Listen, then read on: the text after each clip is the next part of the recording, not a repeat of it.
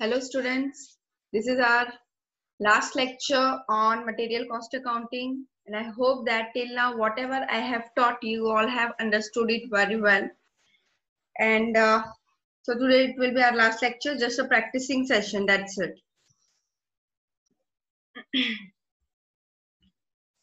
From the following information,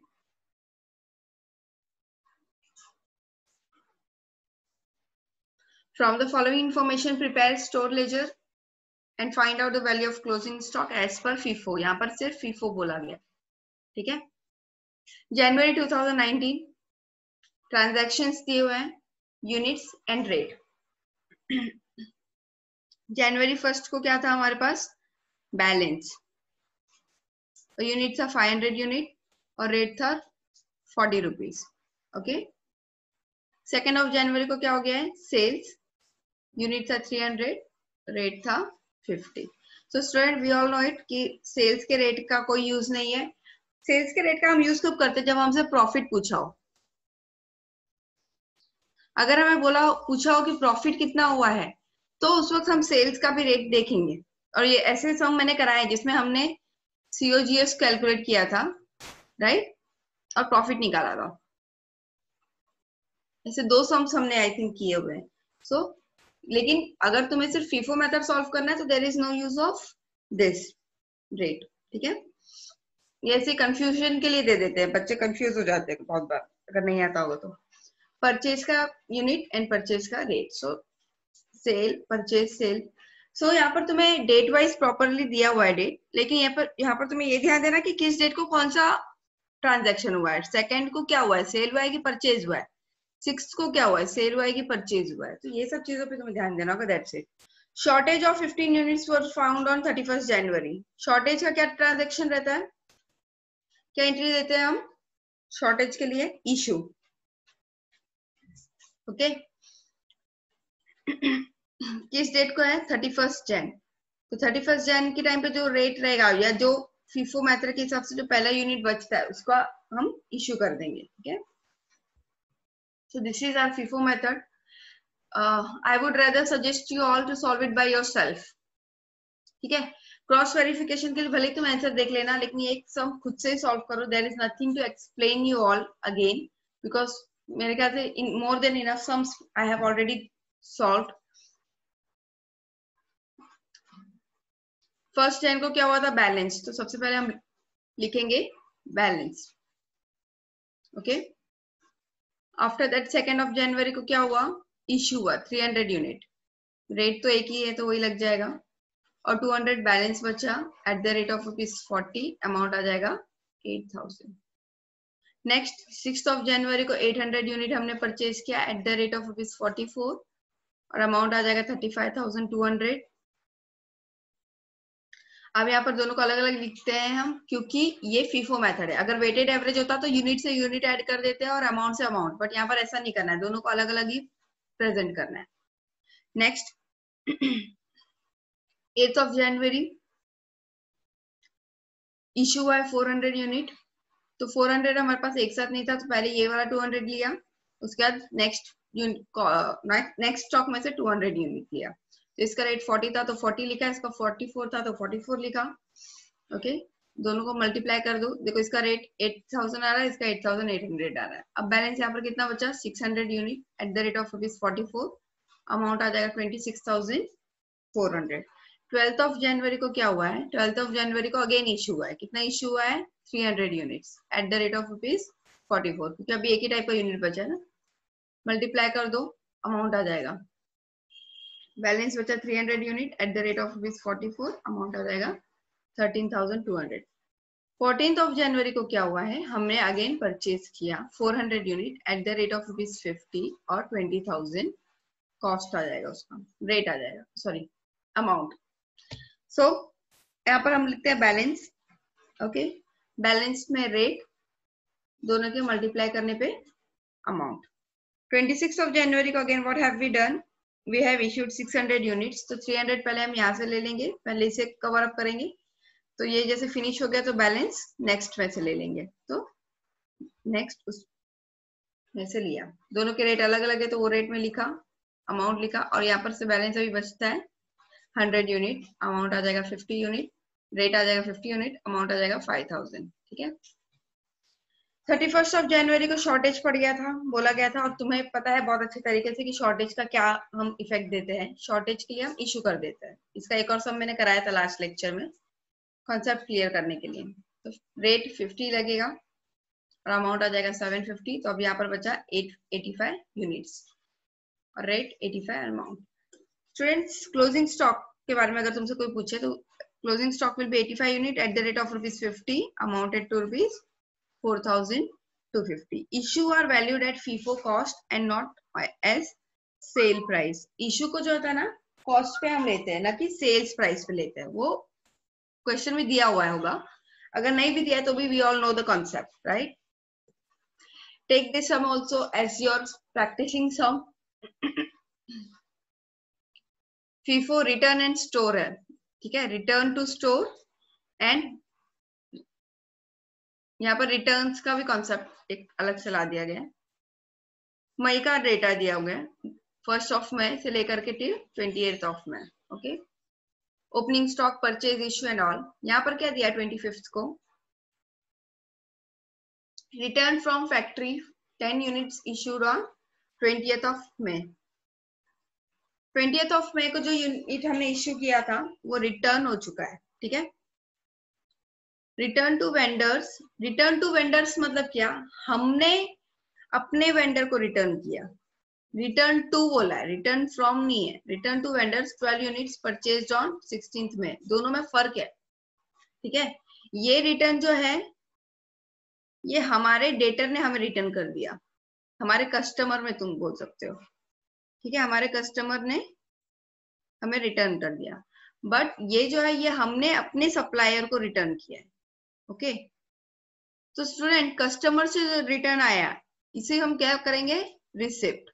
okay, और जो हमने रिटर्न किया है it will be treated as issued, ठीक है, क्योंकि हमारे पास से यूनिट जा रहा है ना, तुम्हें वो देखना होगा। ठीक है, 1 में कॉलम्स बना लेंगे, date, receipt and all. Heading पे ही तुम मई मंथ लिख दो। ओके, 1 में balance, okay, 400 unit at the rate of ₹4 और अमाउंट आ जाएगा। नाउ ऑन 4 में तुमने परचेज किया 600 unit at the rate of ₹6, amount आ जाएगा 3600।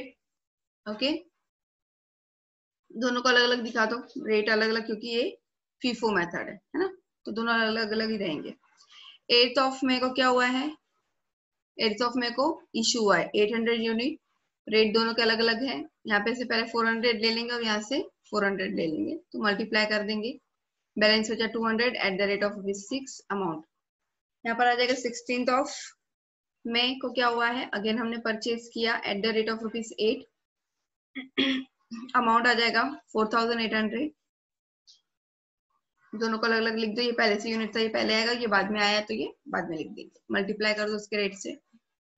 20th मई को 200 यूनिट, 700 यूनिट इशू हुआ है, तो 200 पहले ले लेंगे और यहाँ से 500 यूनिट ले लेंगे, दोनों के रेट लिख देंगे, मल्टीप्लाई कर देंगे, और बैलेंस बचा है 100 unit at the rate of ₹8, और यहाँ पर आ जाएगा 800 अमाउंट। 25 को 10 यूनिट तुमने रिटर्न, 25 को क्या हुआ था, return from factory. Return from factory मतलब तुमने रिसीव किया है, राइट, तो इसे हम रिसिप्ट में दिखा देंगे। ओके, रेट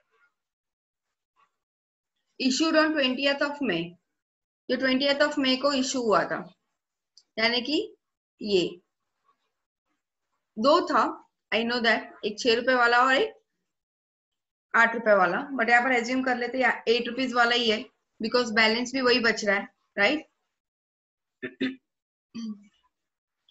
तो एज्यूम वही करना होगा तुम्हें अपनी ओर से, क्योंकि बैलेंस में भी ₹8 वाला ही बच रहा है और यहाँ पर भी 8 है, तो एज्यूम किया गया। Actually it can be anything, ये भी हो सकता है, ये भी हो सकता है, लेकिन हम ₹8 लेटेस्ट रेट कंसिडर कर लेते हैं, ठीक है। तो ₹8, अमाउंट आ जाएगा 80, बैलेंस में 100 यूनिट ₹8, 10 यूनिट ₹8। ओके, ऑन 28 मई को क्या हुआ था, रिटर्न टू वेंडर्स, यहाँ पर तुमने रिटर्न टू का मतलब क्या होता है, तुमने रिटर्न किया है। तो जब तुम रिटर्न करते हो उस वक्त तुमने एक तरीके से अपना स्टॉक दिया ही है, चाहे वो इश्यू हो चाहे रिटर्न हो, तुम्हारे पास से स्टॉक जा रहा है, it will be treated as, sorry, it will be treated as issue.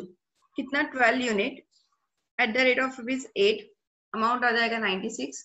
Students जब ये रिटर्न होता है, ये रिसिप्ट ना होते हुए रिटर्न है, तो यहाँ पर ब्रैकेट में लिख देना ही बेटर होता है, so that it will be clear.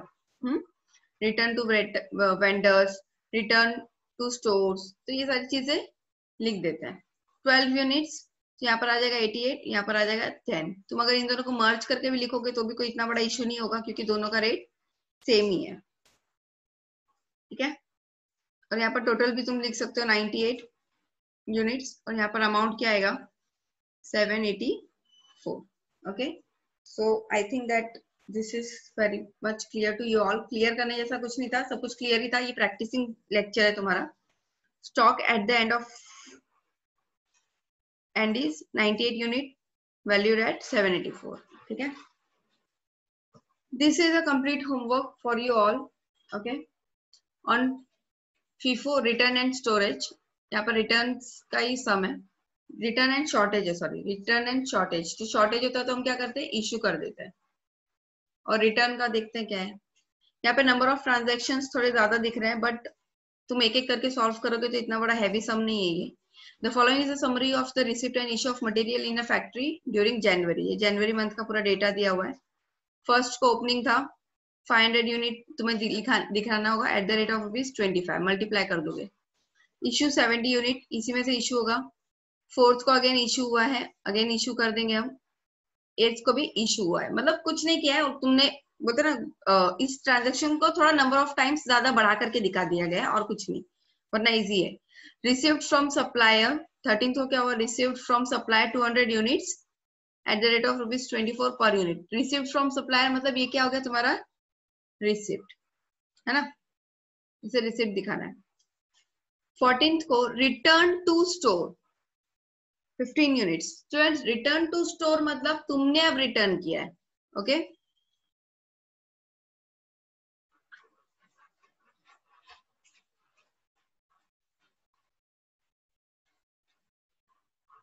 Eight the rate of ₹24।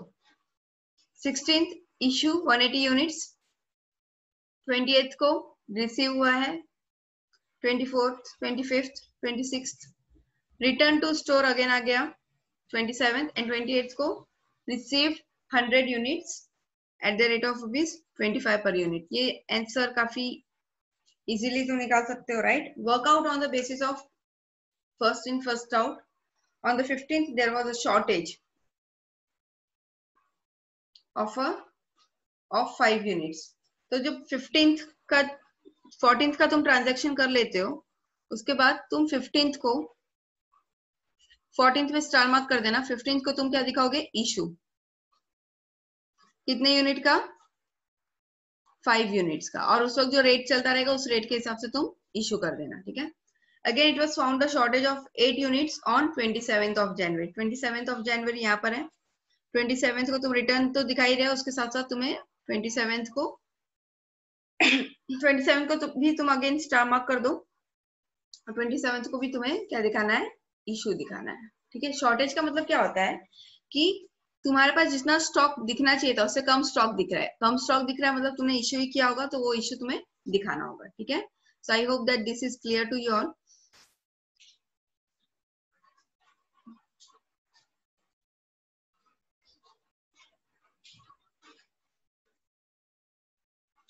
Again, on Monday, your test will be conducted, right? So get ready for that part. What kind of question I'm going to ask is,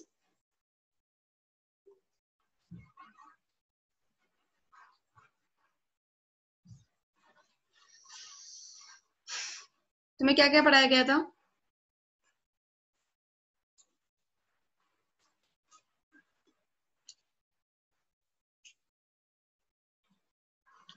तुम्हें पढ़ाया गया EOQ, उसके अलावा EOQ का tabular method,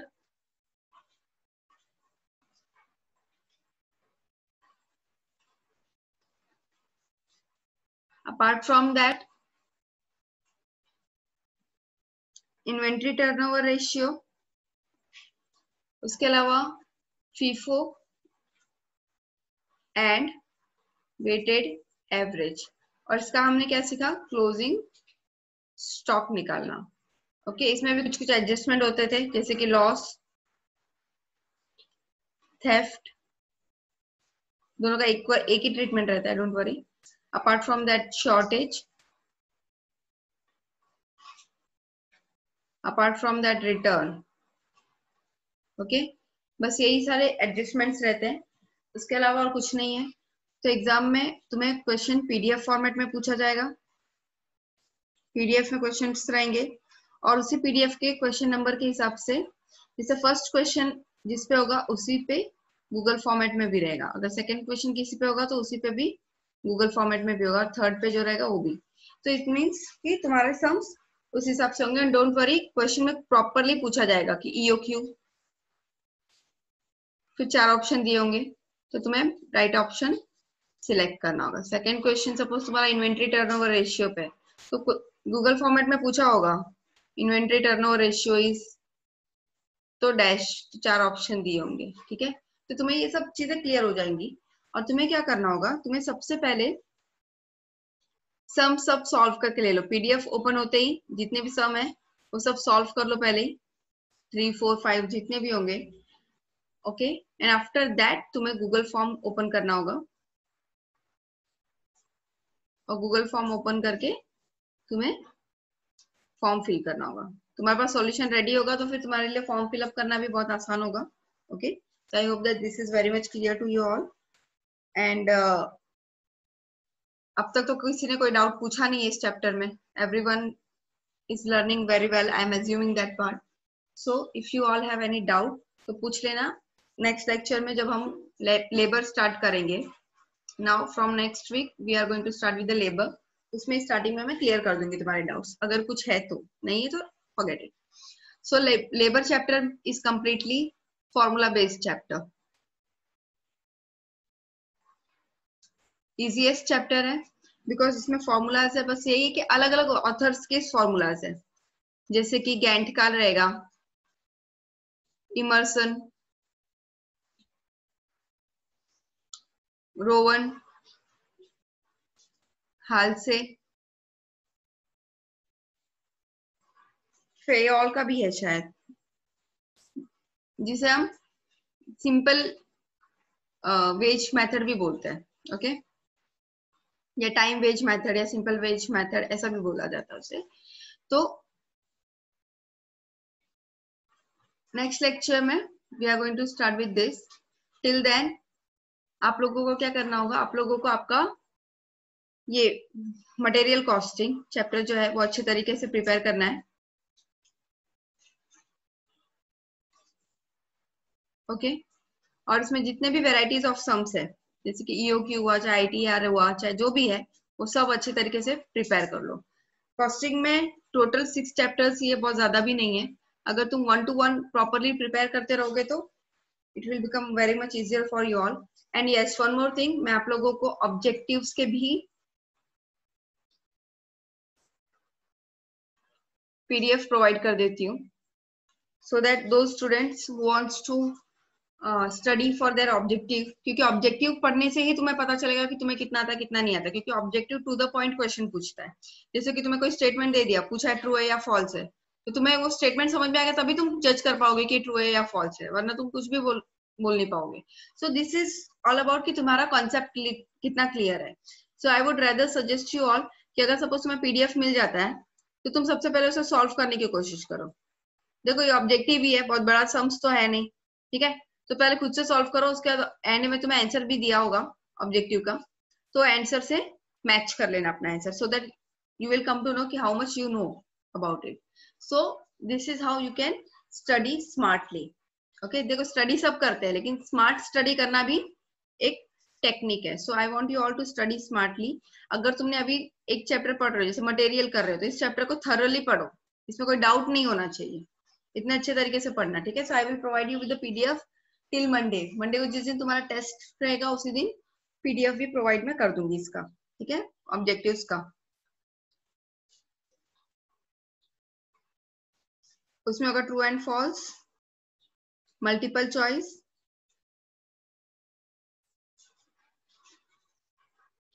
and match the following. ठीक है, for your practice it will be good.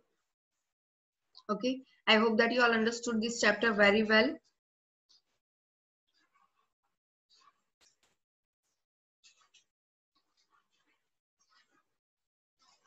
और practice कर लेना इस सम का भी। Okay, wait, okay, solution is already given in the PDF, so you all can cross verify your answer. थोड़ा lengthy लग रहा है बट इतना लेंथ कोई बात नहीं, you all can manage it. Okay,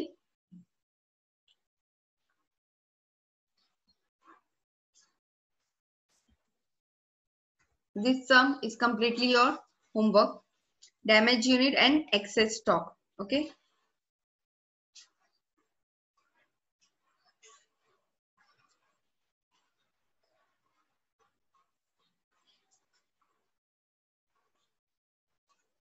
practice it by yourself.